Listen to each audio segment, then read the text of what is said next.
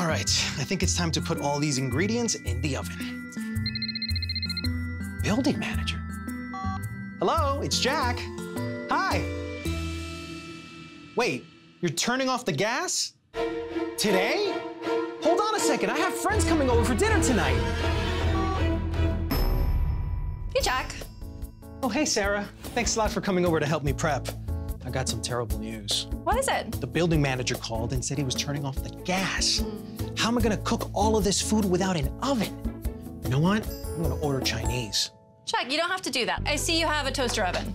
A lot of the food that you want to cook in your oven, you can also make in the toaster oven. Really? And I bet you have some other countertop appliances laying around. Well, you know, there's a couple of things I have not used, like this thing I got for Christmas. All right, that's an air fryer. Anything else? Yeah, there's something in the cabinet. This thing looks like a robot.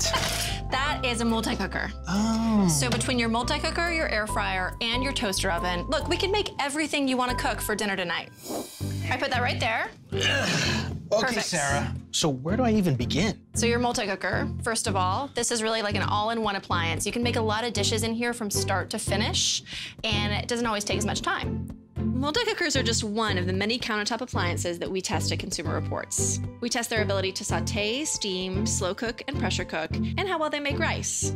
So your deviled egg appetizer, since we can't boil water on the stove, we're gonna pressure cook your eggs in here at about a cup of water for 10 minutes. They'll be ready to go to make deviled eggs. I had no idea that that could do that. That's right. All right, now let's move on to the toaster oven. Okay.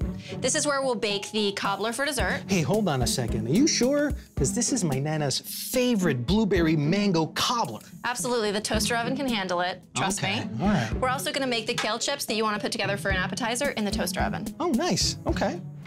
Toaster ovens are handy because they heat up faster than traditional ovens, and they're great for baking smaller items. To test them, we make toast, cookies, muffins, and even reheat lasagna. So Jack, now let's move on to the air fryer. I thought this just cooked French fries and chicken wings. No, you can actually use an air fryer. We're gonna use it to roast your salmon and cook all the vegetables for dinner. This is sort of like a countertop convection oven, so it uses hot air inside with fans circulating the hot air to really crisp up all this food. That's pretty cool. We find that there's a difference in the size of the basket, so thankfully you have one that will hold a lot of food. Sarah, I had no idea that these 3 appliances could replace my stove. Let's get to work. You saved the day, Sarah.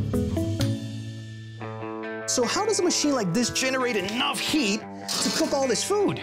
Jack, that's a great question, and I have just the person to answer. Don't tell me. James Dickerson, Chief Scientific Officer. Take it away, James. Hi, Jack. I'm glad you asked. There are 3 ways that heat is transferred: through convection, conduction, and radiation. Convection is the transfer of heat through the motion of fluids, like liquids and gases. Think of air flowing out of a hairdryer. A traditional oven generally emanates heat from an element in the base of the oven. You might have to wait a while for the oven to heat up. A convection oven has a fan that circulates the hot air around the cavity, which causes food to cook more evenly and quickly.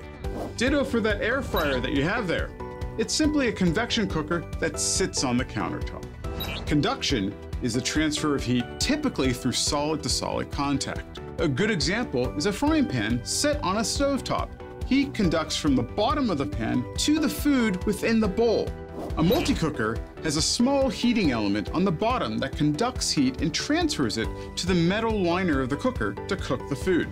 Finally, heat can be transferred through radiation. Radiation involves the transfer of heat through the emission of infrared light that emanates from a hot object.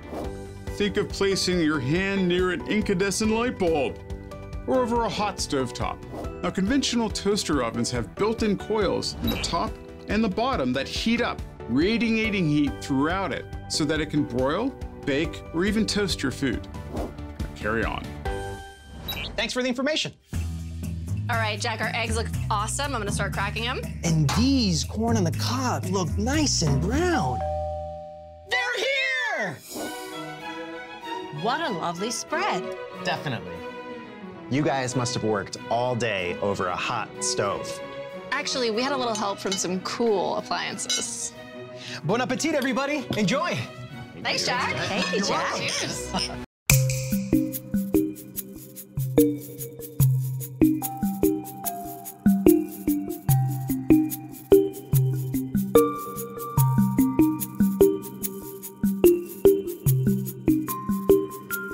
it.